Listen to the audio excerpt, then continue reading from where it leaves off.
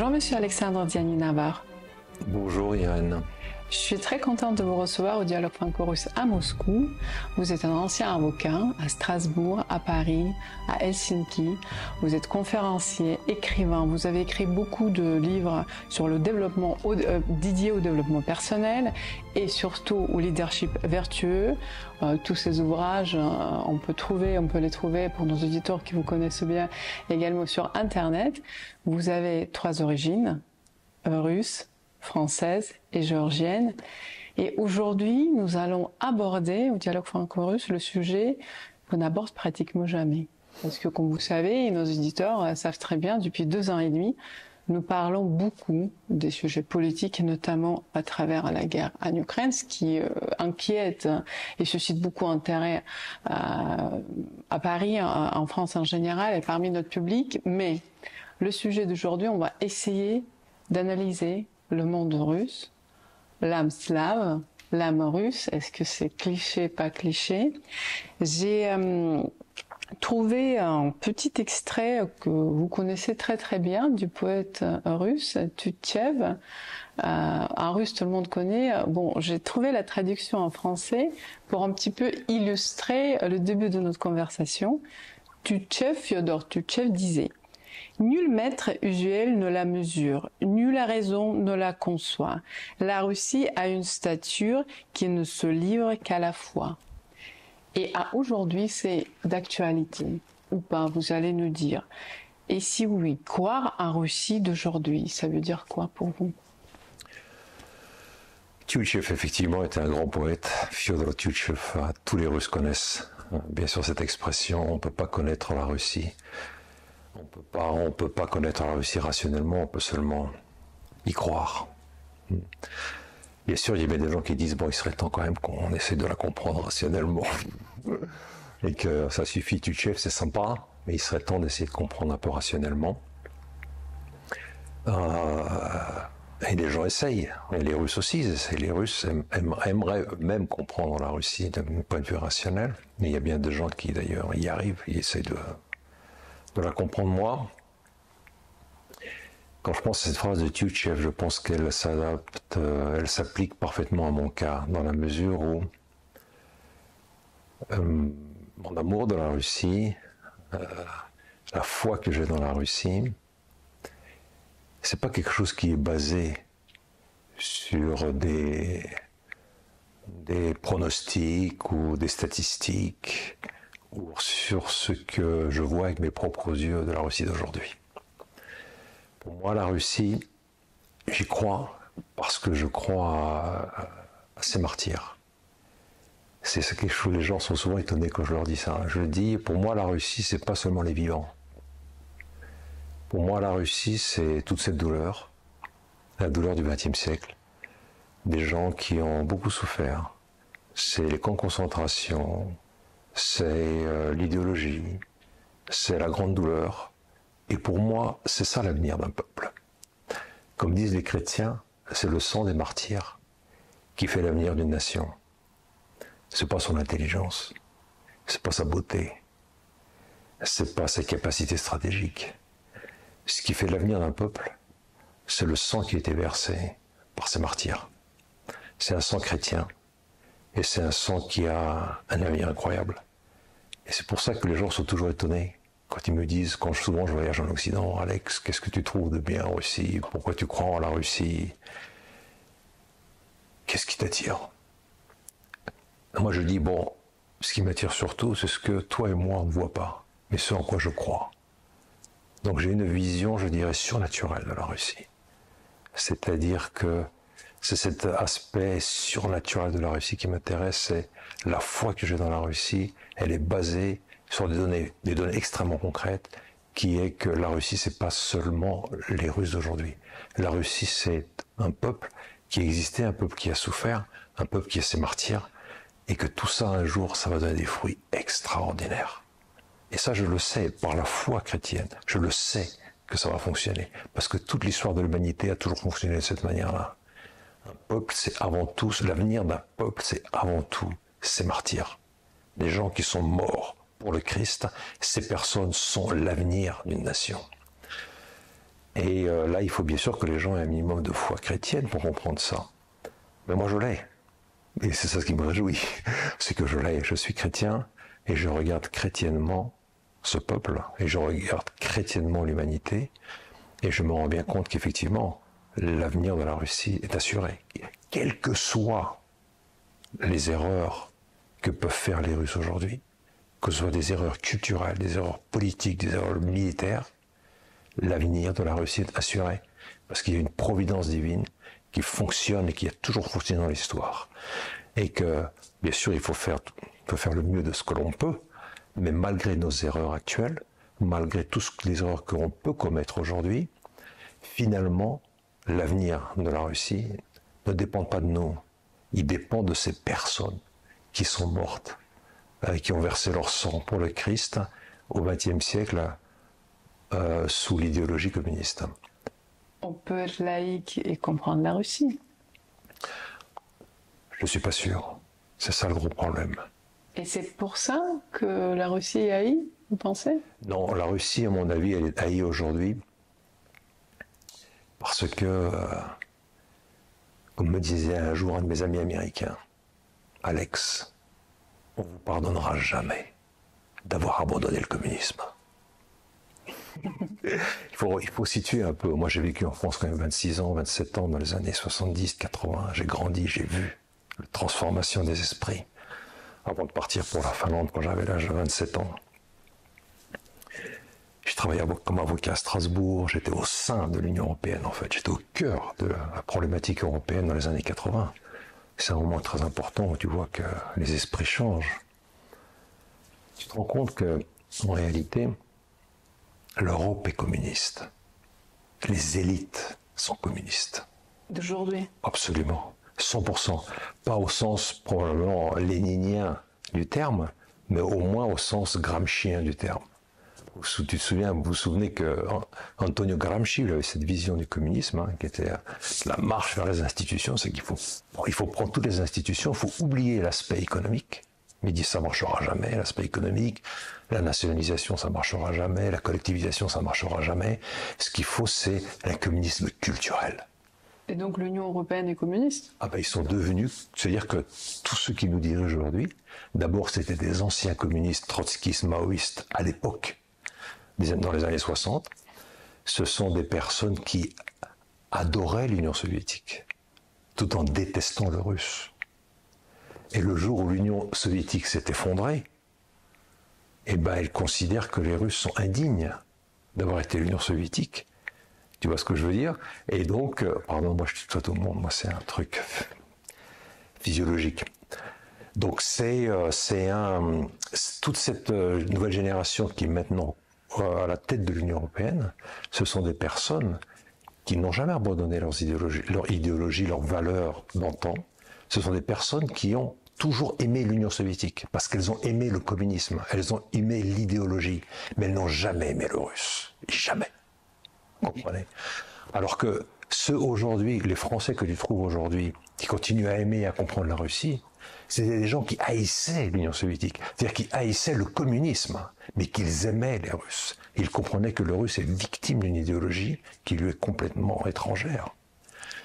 Et donc il y a une grande logique dans tout ça. Il y a une logique, c'est que ce ne sont pas les mêmes personnes. Ceux qui aiment les Russes aujourd'hui, ce sont ceux qui ont haï le communisme.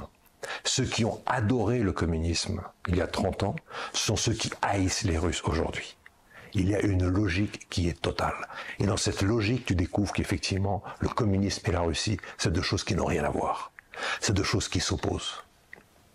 Et là, il faut dire la vérité, c'est deux choses qui s'opposent totalement. Et donc, quand tu regardes ce qui se passe aujourd'hui en Occident, tu vois qu'effectivement, les élites sont communisme au sens gramscien du terme. Communisme en tant que communisme culturel. Et le cœur du communisme, c'est finalement l'athéisme. Le cœur du communisme, c'est pas la collectivisation des terres. Pas du tout. Le cœur du communisme, c'est pas le prolétariat, bien évidemment. Le cœur du communisme, c'est surtout l'athéisme. Il y a un aspect satanique dans le communisme. Et cet aspect satanique, les démons qui étaient en Union soviétique, ils ont fui la Russie dans les années 90 et ils se sont réfugiés, bien sûr, chez les libéraux. Aujourd'hui, on parle très souvent des libéraux de gauche. Qu'est-ce que ça veut dire, un libéral de gauche? Un libéral de gauche, c'est tout simplement un communisme, au sens gramscien du terme. Vous comprenez? Et donc, en réalité, l'Europe, dans ses élites, est devenue communiste. Parce qu'effectivement, oui, moi, on comprend parfaitement que tu as les élites et tu as le peuple. Et il y a des gros problèmes. Aujourd'hui, les gens confondent complètement les élites avec le peuple. Le peuple français, c'est pas le spectacle des Jeux Olympiques d'avant-hier. Ça n'a rien à voir avec la France. Ça, c'est vraiment du communisme. Hein? Quand les gens se blasphèment, font une parodie sur ce que les chrétiens ont au cœur même de leur cœur, si je peux dire, la dernière scène, c'est un truc communiste, ça. Il n'y a que des communistes qui peuvent faire un truc pareil. Ça me rappelle des années 20 en Russie, on faisait des trucs pareils. Mais en France, maintenant, on se le permet. Les élites se le permettent. C'est-à-dire que ce sont les élites qui sont, elles, devenues vraiment communistes. Et il faut leur dire, il faut ouvrir les yeux. Le communisme, il est enraciné maintenant dans les élites françaises, dans les élites européennes. Et donc, il faut ouvrir les yeux et comprendre ça. C'est plus le russe qui est communiste. C'est les élites européennes qui le sont. Et c'est pour ça que beaucoup d'Européens ne comprennent pas ce qui se passe en Russie. Parce qu'ils ne comprennent même pas ce qui se passe chez eux. Quand tu ne comprends pas ce qui se passe chez toi, tu ne peux pas comprendre ce qui se passe en Russie. Et les médias n'y aident pas. Parce qu'ils véhiculent ce cliché et la haine vers la Russie. Voilà, parce qu'aujourd'hui, on s'en rend tous bien compte, les médias n'existent pas en réalité. Les médias, comme les hommes politiques, n'existent pas. Ceux qui existent, c'est les gens qui sont cachés derrière tout ça. Ce sont ceux qui ont un argent incroyable, ce sont ceux qui sont des communismes très enrichis et qui ont une vision de ce qu'ils veulent faire avec le monde, qui veulent transformer le monde d'une manière communiste, c'est-à-dire totale, avec un chaos absolu, transformer, faire un nouvel être humain, un être humain qui n'a plus rien à voir avec l'être humain qu'on a connu jusqu'à aujourd'hui. Et c'est comme ça d'ailleurs quand on regarde cette scène de l'ouverture des Jeux Olympiques, tu vois effectivement la vision de l'être humain qu'ils ont est quelque chose de dramatique. Mais c'est une vision qui est dramatique, une vision qui est laide, c'est une vision qui est horrifique. Mais c'est une vision qui, au moins, quand tu le regardes, ce spectacle, tu te rends bien compte de ce qu'il y a dans le cœur de ces personnes. Parce que quand même, la laideur manifeste l'absence de vérité et l'absence de bien. C'est-à-dire que le beau, le vrai et le bien, c'est finalement une seule et même chose. Et donc, quand tu vois cette laideur qui nous montre, tu te dis, cette laideur, elle ne fait que refléter, je dirais, le mensonge dans lequel il se trouve. La laideur, comme la beauté, te communique une vérité ou un mensonge. Et donc là, tu vois que l'immoralité de ces élites, elle se manifeste dans la laideur. Et là, dans la laideur qu'elle te montre, tu te dis, ben là, maintenant, je les ai compris. Il faut regarder ce spectacle. C'est horrifiant. Mais quand tu le regardes, tu comprends parfaitement qui sont ces gens. Cette laideur reflète le mensonge.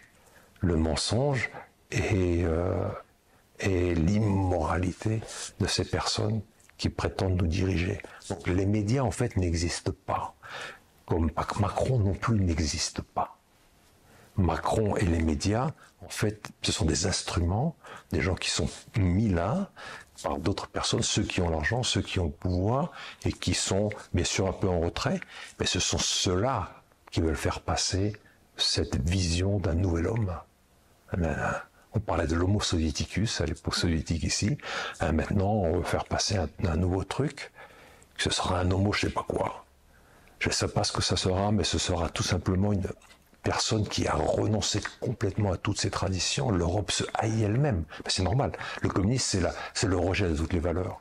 Donc les gens, ils regardent l'Europe d'aujourd'hui, ils se disent, mais quel est ton passé, quelle est ton histoire? Et tu te rends bien compte qu'effectivement, les Européens, les élites européennes d'aujourd'hui, elles haïssent toute leur histoire.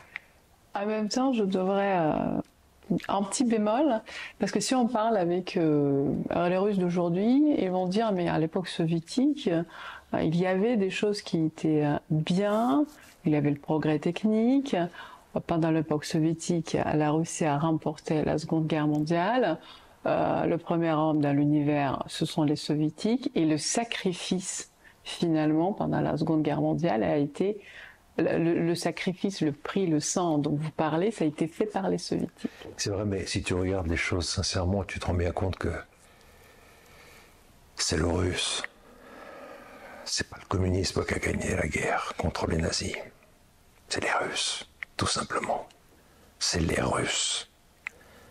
C'est clair et net, c'est pas les communistes, c'est pas le NKVD qui a gagné la guerre contre les Allemands, contre les nazis. C'est le peuple russe qui a retrouvé un petit peu ses racines, qui s'est remis debout. Et d'ailleurs, Staline a bien compris le truc. Quand il s'est adressé il s'est pas adressé au peuple soviétique. Il lui a dit frères et sœurs. Frères et sœurs, à quoi il fait appel? Mais il fait appel à l'âme russe, à l'âme slave, à la religiosité du peuple russe. Et là, il n'y a plus de communisme qui vole. C'est pas le communisme qui a vaincu les nazis, c'est vraiment le russe. Et c'est pour ça que les Occidentaux d'aujourd'hui devraient dire, ils savent pas quoi dire, parce qu'ils se rendent compte que c'était une époque communiste, c'est vrai, mais ils doivent prendre conscience d'une chose, c'est que c'est pas les communistes qui ont gagné contre les nazis, c'est les Russes.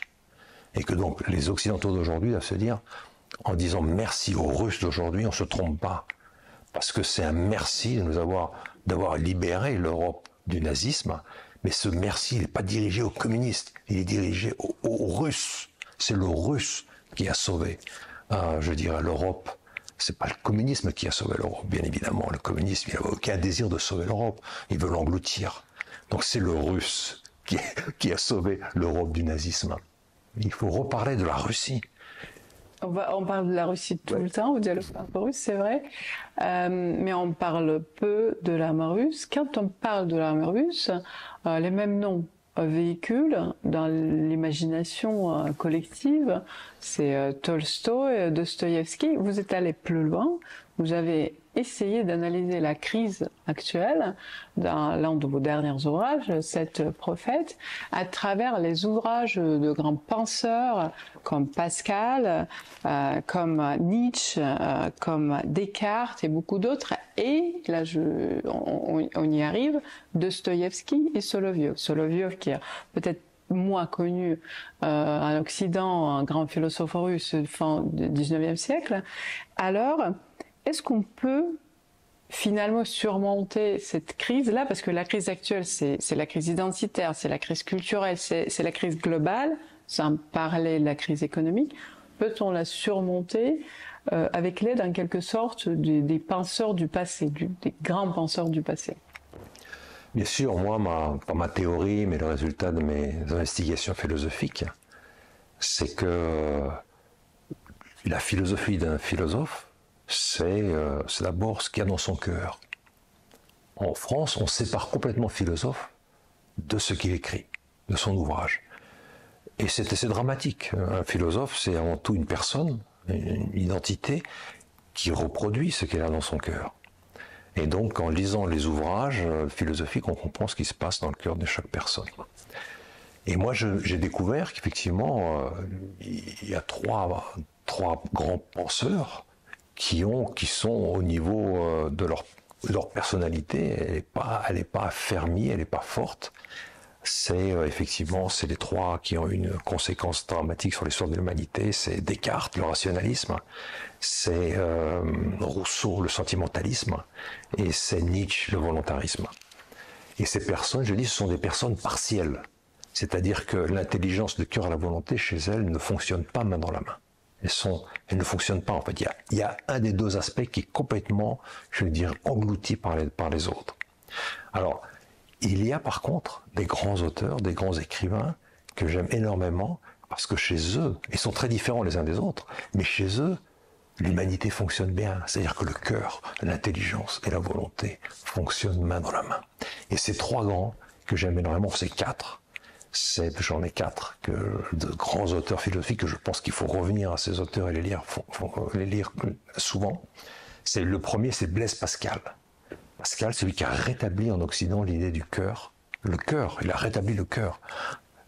Malheureusement, c'est Descartes qui a gagné la guerre contre Pascal. Descartes et le rationalisme, alors qu'on aurait dû plutôt écouter finalement Blaise Pascal, qui lui était un homme complet, parce que son cœur, son intelligence, sa volonté fonctionnaient main dans la main. Alors que chez Descartes, il n'y a pas de place pour le cœur. C'est le rationalisme total. C'est plus la rationalité, c'est le rationalisme. Donc il y avait Blaise Pascal, ensuite il y a Kierkegaard, le Danois, qui est aussi très important à mon avis, parce que chez lui aussi le cœur, l'intelligence et la volonté fonctionnent main dans la main. Et il y a 2 Russes. Et d'ailleurs, les Français me disent d'ailleurs que c'est impressionnant, dans ton bouquin, il y a quand même 2 Russes qui sont là. Dostoïevski et Soloviev. Et effectivement, ces 2 Russes, ce sont des personnes qui ont une vie entière, c'est-à-dire que leur intelligence, leur volonté et leur cœur fonctionnent main dans la main, comme chez Pascal, comme chez Kierkegaard.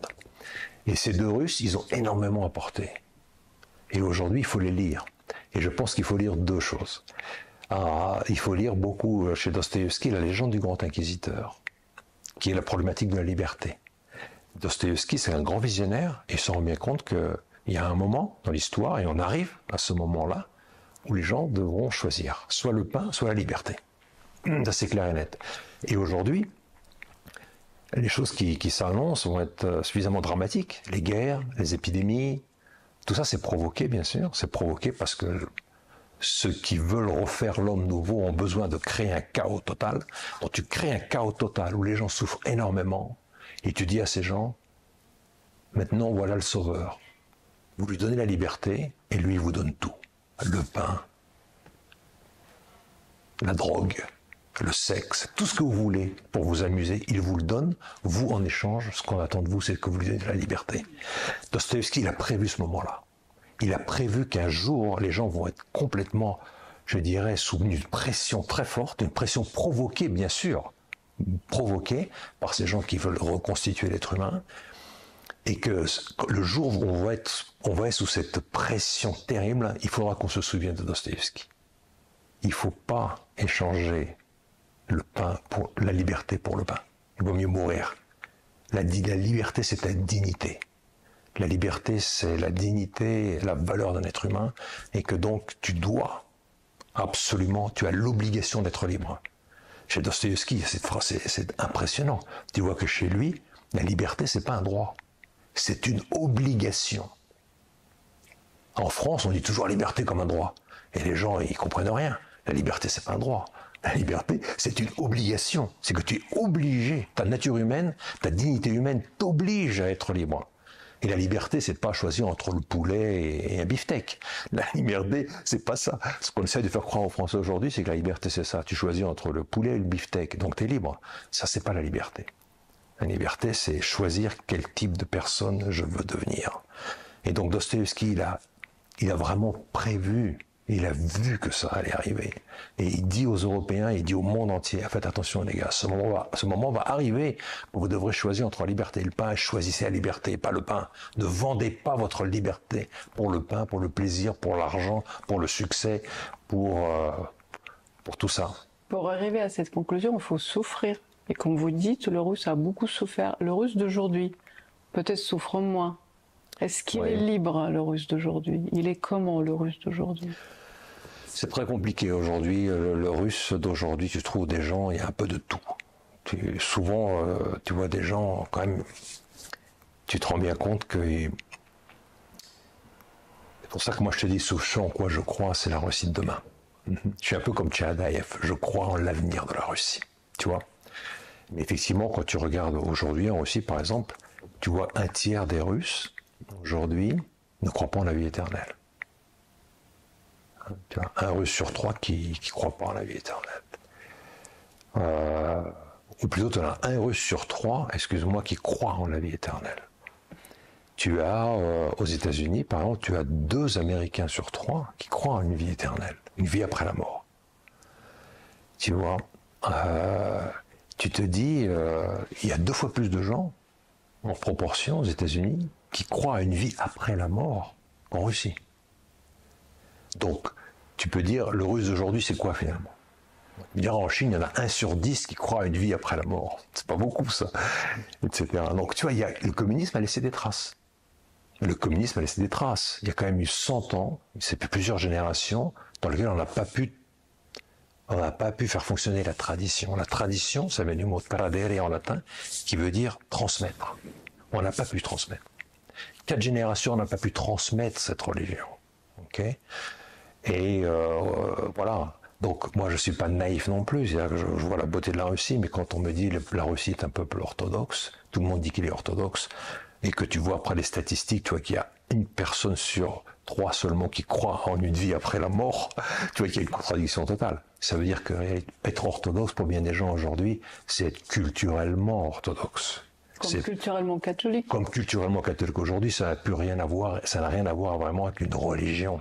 C'est pas quelque chose qui te relie à Dieu, ton créateur et ton sauveur. C'est mieux que rien, ça relie à la culture. Ça relie à la culture, c'est quelque chose. Mais ce que je veux dire, c'est que je pense que moi, malgré effectivement cette situation que je vois actuellement, c'est par la foi que je crois. C'est-à-dire que je crois en l'avenir de ce pays. Parce que je crois en cette douleur. Et c'est pour ça que toi tu me dis, les Russes aujourd'hui ne souffrent pas. Oui, mais leurs parents, leurs grands-parents ont souffert. Et c'est ça que personne ne peut voler en fait aux Russes. Tu vois ? Et c'est pour ça que moi je crois en l'histoire, je crois en la valeur de l'histoire, je crois en la substance de l'histoire. Et la question, qu'est-ce que tu vois aujourd'hui, Alex, en Russie ? Et je vois des choses très belles et des choses moins belles. Mais c'est pas ça qui me préoccupe, c'est pas ce que je vois. Ce qui me préoccupe, c'est que je me rends bien compte que je dois toujours garder la foi dans toutes ces personnes qui ont souffert à l'époque soviétique, et je dois aimer leur sacrifice, et je sais que leur sacrifice, c'est ça qui va assurer l'avenir de ce pays. Tu vois ? Quand je parle des Russes qui souffrent peu, ce sont des Russes de grandes villes comme Moscou, Saint-Pétersbourg, où il y a un niveau de vie évidemment beaucoup plus aisé peut-être qu'à d'autres. Après, il y a beaucoup de Russie aussi, ça c'est tout un autre sujet. Le contexte d'aujourd'hui, on le connaît très très bien, pas que dialogue franco-russe, mais on peut partout dans le monde. Ouais. La Russie est séparée de l'Europe pas parce que mentalement et spirituellement, on a toujours été proches. Nous sommes proches culturellement. Est-ce qu'on doit déplorer cette séparation ou peut-être prendre l'avantage, en quelque sorte, d'autres blocs qui se forment du point politique, par exemple, c'est BRICS, mais pas que le rapprochement entre, je sais pas, la Russie, l'Orient ou même l'Occident et l'Orient. Il y a d'autres choses c'est une nouvelle structure. Ou pas ? Oui, ben je pense que ça c'est une vision politique et géopolitique qui est tout à fait, il faut prendre en considération. Quand on est dans une situation de guerre, il faut être réaliste. Oui, c'est bête, il faut être réaliste. Il faut voir où sont les pouvoirs. Ça c'est clair et net, là je suis pas d'accord avec vous. Mais au niveau culturel, je dis non. La Russie n'a rien à voir avec l'Asie. La Russie est un pays fondamentalement européen, elle est une âme européenne. Ce qu'il y a, c'est que sa manière de manifester cette âme européenne, c'est une manière orientale de manifester. L'Europe, c'est pas seulement l'Occident. L'Europe, c'est aussi, il y a un Orient européen, et la Russie, les Slaves de l'Est, ils ont une culture propre, et c'est une culture européenne, mais elle est propre à eux, et elle est complètement européenne. Et sinon, ils ne comprendraient rien, sinon ils ne comprendraient rien à l'Europe, tout simplement. Et quand tu vois toute l'histoire de la Russie, tu vois qu'ils ont bien compris l'Europe, tu vois bien qu'ils ont aimé l'Europe. Pouchkine, Dostoïevski, Soloviev, tous ces gars-là, ce sont des grands Européens. Ce qu'ils détestaient dans l'Europe, c'est ce que l'Europe a perdu d'Européens. C'est ça. Ils haïssaient quand ils haïssent l'Europe, c'est pas l'Europe qu'ils haïssent. Ils haïssent, c'est ce que l'Europe n'est plus. Voilà, l'Europe a rejeté, a rejeté ses racines européennes. Et c'est un drame pour les Russes aujourd'hui. Je pense que c'est un drame de voir qu'ils sont obligés de se rapprocher de la Chine, de se rapprocher de la Corée du Nord. Alors que, pourquoi ? Parce qu'ils sont obligés physiquement, parce qu'on les oblige à faire ça, pour leur survie. Culturellement, ça n'a aucun sens. Je pense que culturellement, ça n'a aucun sens. Mais là, on n'est plus dans les questions de culture. Là, on est des questions de géopolitique, des questions de stratégie, des questions de qu'est-ce qu'on fait maintenant avec ce qu'on a. Voilà. Mais à long terme, ça ne va pas fonctionner. À long terme, ce qui va fonctionner, c'est que l'Europe et la Russie vont fonctionner ensemble. C'est-à-dire que c'est la même entité intellectuelle, la même entité de cœur. Et donc, à long terme, on va en revenir à ça. Condamnés à être ensemble. Ils ne sont pas condamnés à être ensemble, c'est qu'ils sont obligés d'être ensemble parce que Ce sont des complémentarités extraordinaires. La Russie et l'Europe occidentale, ce sont des complémentarités géniales. C'est d'un côté, je dirais, la rationalité et la logique. C'est l'Occident, et d'un autre côté, c'est l'intuition, le mysticisme. Tu peux pas vivre uniquement avec de la rationalité. Tu tombes dans le rationalisme, c'est du Descartes. Et tu peux pas vivre non plus uniquement avec du mysticisme et de l'intuition. Pas possible ça, tu tombes dans une espèce de truc, on comprend même pas de quoi tu parles, tu comprends, il n'y a pas de logos, il y a plus que des sentiments, mais il n'y a pas de logos, il n'y a pas de sens. Donc, l'un a besoin de l'autre, hein. C'est comme le cœur a besoin de l'intelligence et de la volonté, et il faut que ces trois choses fonctionnent constamment main dans la main. Et je pense qu'évidemment, l'Europe et la Russie, c'est un sujet superbe. C'est le sujet de l'unité, en fait. C'est l'unité, c'est un corps, c'est un même organisme. C'est un même organisme. Et c'est pour ça qu'à long terme, on en reviendra de manière à ça. D'ailleurs, Berdyaev disait toujours, en 1914, Berdyaev, pendant le début de la Première Guerre mondiale, il a écrit Le destin de la Russie, et dans ce livre, il parle de la France. Il parle de l'esprit petit bourgeois français, il parle de l'athéisme du petit bourgeois, il parle du petit bourgeois socialiste, il dit que la petite bourgeoisie, il dit que c'est un truc métaphysique, c'est pas un truc politique, et que le socialisme est bourré d'esprit petit bourgeois. Il faut lire cet article, c'est vraiment extraordinaire. Mais il arrive à la conclusion que la France, un jour, va se réveiller. Il est très optimiste, Berdyaev. Il dit, l'esprit héroïque des Français, un jour, va sortir de cette petite bourgeoisie. Il faut en finir avec la petite bourgeoisie française, c'est elle qui détruit la France. Et un jour, elle va se retirer, sa petite bourgeoisie, et l'esprit héroïque des Français va revenir à la surface. Et il dit d'ailleurs, une des grandes missions universelles de la Russie, c'est le salut de la France. C'est intéressant comme expression. Une des grandes missions universelles de la Russie, c'est le salut de la France. Donc que tous ces grands penseurs, que ce soit Berdyaev, que ce soit Dostoïevski, que ce soit Soloviev, tous ces gars-là, ils ont conscience qu'en réalité, on est tous dans le même pot, les Européens, et que la Russie fait partie de l'Europe, et que sans la Russie, il n'y a pas d'Europe. Sans la Russie, il n'y a pas d'Europe. Et que la Russie, pour être vraiment russe, elle doit aussi être européenne, sinon elle n'est pas russe. Et il suffit de voir Pouchkine. Pouchkine, il prend tout ce qu'il y a dans la culture européenne et il le russifie. Et c'est la grandeur de Pouchkine. Il russifie tout ce qui est européen. Ok ? C'est qu'il peut faire cette transfusion. Et c'est parce qu'il est européen, sinon tu peux pas russifier. Les choses que tu comprends pas, les choses que tu n'acceptes pas, les choses qui sont pas toi. Si Pouchkine peut faire cette opération, c'est parce que lui, il est fondamentalement européen. Et tout le monde sait que Pouchkine, il incarne bien l'âme russe. Il incarne parfaitement l'âme russe. Pas seulement Dostoïevski incarne la Russie, mais Pouchkine l'incarne aussi d'une manière parfaite. C'est l'universalité de cette âme russe. Et cette universalité, eh ben, tu la trouves dans la culture européenne. Là, pour moi, il n'y a pas de secret. Mais pour répondre à votre question, j'arrive bien à faire la différence entre une stratégie politique qui était dictée par les circonstances et l'avenir à long terme, qui lui peut être fondamentalement différent de cette stratégie politique. Et c'est pour ça que, effectivement, le gouvernement américain, parce que c'est pas le peuple américain, le gouvernement américain et l'OTAN ont voulu détruire cette union entre la Russie et l'Europe pour des raisons qui sont stratégiques à elles, aux États-Unis, au gouvernement américain, diabolique, satanique, je dirais, etc. Et qui montrent bien que finalement ils ont bien compris en fait. Les Américains, le gouvernement américain, pas les Américains, pardon, le gouvernement américain de l'époque a parfaitement compris qu'effectivement la Russie et l'Europe, ce sont deux entités qui forment un seul organisme. Et si on veut les détruire l'un comme l'autre, ben, il faut les séparer. Exactement, j'ai reçu à plusieurs reprises l'homme politique suisse et écrivain Guy Métain, au Dialogue franco-russe, qui a écrit un ouvrage il y a quelques années, peut-être une dizaine d'années déjà, qui s'appelle « La russophobie, la guerre de 1000 ans ». Et finalement, plusieurs d'entre nous, nos auditeurs, qui considèrent que aujourd'hui, la Russie et l'Occident mènent une sorte de guerre, mais cette guerre n'a pas commencé hier. Et aujourd'hui, il y a plusieurs blocs. On peut dire c'est le bloc mondialiste contre le bloc souverainiste. Pour simplifier, il y a ceux qui disent c'est le mal contre le bien. Tout est là, mais c'est les deux mondes qui ont deux lectures opposées de valeurs, D'ailleurs, c'est intéressant aussi la question de valeur. Qu'est-ce que ça veut dire exactement le valeur? Car les Occidentaux accusent les Russes de ne pas avoir les valeurs occidentales, ou les bonnes valeurs et les mauvaises valeurs. Ça, c'est à part. Mais finalement, la Russie joue un rôle dans cette guerre globale. Quel est son rôle exact pour vous?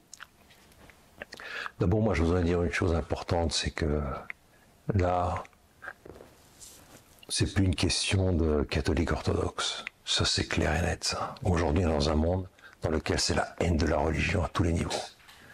Donc, quand les gens continuent à penser en termes de l'Occident catholique contre la Russie orthodoxe, je dis arrête. Là, tu délires complètement. On n'est plus là-dedans, là. Là, on est complètement sorti de ce truc-là. L'Occident n'a plus rien de chrétien. Plus rien. Et la Russie, elle a eu 100 ans d'athéisme vraiment puissant. Donc, arrêtez de parler de guerre de religion. C'est plus des guerres de religion. Là, on est en train de parler du sel de l'humanité. C'est la haine totale. C'est vraiment l'idéologie, c'est le communisme qui a pris le pouvoir dans le monde entier et qui, au niveau communiste, dont je reviens, ce communisme gramscien, un communisme culturel, qui a une haine profonde de la religion et qui veut extirper la religion du cœur des gens. Et la Russie, elle sort un petit peu de tout ça. Depuis 30 ans, elle est sortie de tout ça et elle essaie de retrouver dans sa tradition, dans sa culture, dans sa religion. Elle essaie de retrouver des points d'appui. Okay. Donc elle va dans le sens inverse de dans lequel le sens de l'Europe aujourd'hui. Les Russes ont pour moi 100 années d'avance, spirituellement parlant. L'Europe est en train d'entrer dans le tunnel dans lequel la Russie est entrée il y a 100 ans. Mais la Russie, elle en est sortie. Ça fait 30 ans qu'elle en est sortie. L'Europe est en train d'entrer dans ce tunnel. Je pense que la Russie je parle spirituellement là, la Russie a 100 ans d'avance d'un point de vue spirituel sur l'Occident. L'Occident va rentrer dans son tunnel. Et ce tunnel de l'Occident il va pas être plus joyeux que les 100 années d'Union soviétique. C'est-à-dire que c'est un tunnel dans lequel il n'y a plus de Dieu, c'est un tunnel dans lequel il n'y aura plus d'hommes. Voilà, il n'y aura plus que l'idéologie. L'idéologie. Et l'Occident va rentrer dans ce tunnel. La Russie, elle en sort. Et donc, elle peut devenir un phare, finalement, à long terme, la Russie, même à court terme, un phare pour cet Occident qui a un retard. Il a un retard spirituel, je dirais, sur l'Occident. Et c'est là que je vois, finalement la providence divine. Le communisme, c'est finalement une horreur, mais c'est un châtiment rédempteur. C'est un châtiment rédempteur, comme le disait Solzhenitsyn, un châtiment rédempteur. C'est-à-dire que si on peut arriver à voir dans ce châtiment, dans cette douleur, une purification pour l'avenir. Okay. Et les Européens vont rentrer. Les Européens n'ont jamais été testés en réalité. Ils n'ont jamais été vraiment testés. Maintenant, ils vont être testés. On va voir ce qu'ils vont faire dans ce test. Ça va être, à mon avis, ça va être la grande douleur pour les Européens aujourd'hui. On rentre dans une nouvelle époque, une époque de grande douleur. Et donc, pour moi, à mon avis, la situation aujourd'hui, elle est plutôt il faut comprendre spirituellement et religieusement ce qui est en train de se passer. On est en train de vivre une époque satanique, une époque antichristique. Et d'ailleurs, je répète ce qu'ils ont montré aux Jeux Olympiques il y a 3 jours, on voit bien, c'est satanique, c'est antichristique. Et là, ils te le montrent directement, pour pas que tu te trompes. Ils te disent exactement quel est notre ennemi. Notre ennemi, en fait, c'est Jésus-Christ, le grand ennemi de l'humanité. C'est ça ce qu'ils veulent dire. Et donc, là, la guerre, en fait, devient une guerre c'est une guerre pour la survie de la dignité humaine, pour la survie du christianisme. C'est une guerre qui va être violente, qui va être très forte. Mais après tout ça viendra, à mon avis, cette ère, une ère de paix, une ère magnifique. On est en train d'entrer dans l'ère de la souffrance. Mais on sera plus là. L'Européen.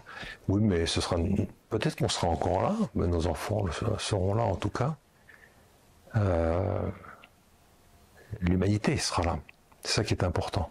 Et donc je vois on est en train de vivre les dernières années, je pense, dernières décennies de cette époque du projet des Lumières.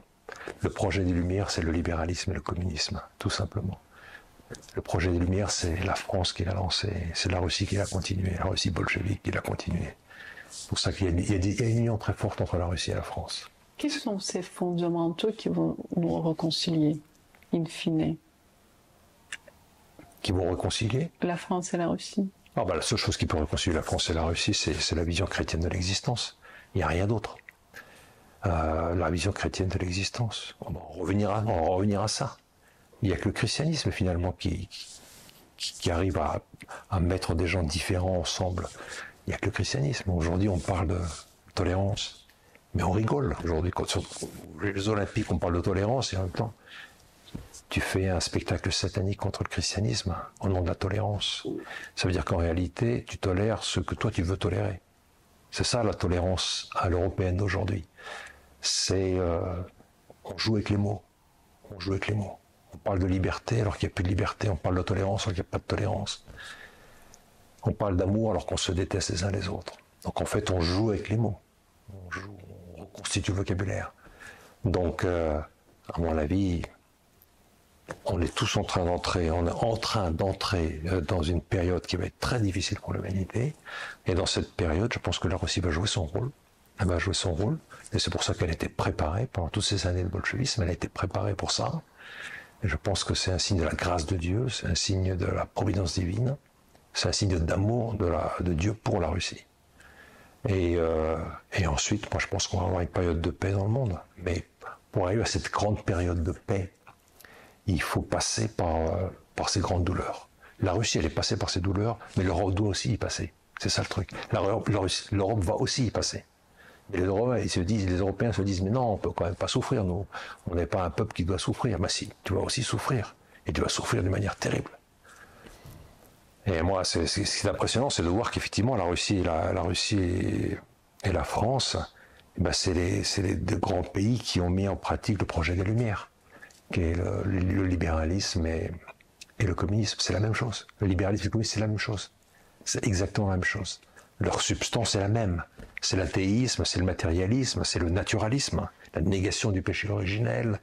C'est la même chose, c'est la même substance en fait. Ce qui est substantiel dans le libéralisme et dans le marxisme, c'est la même chose.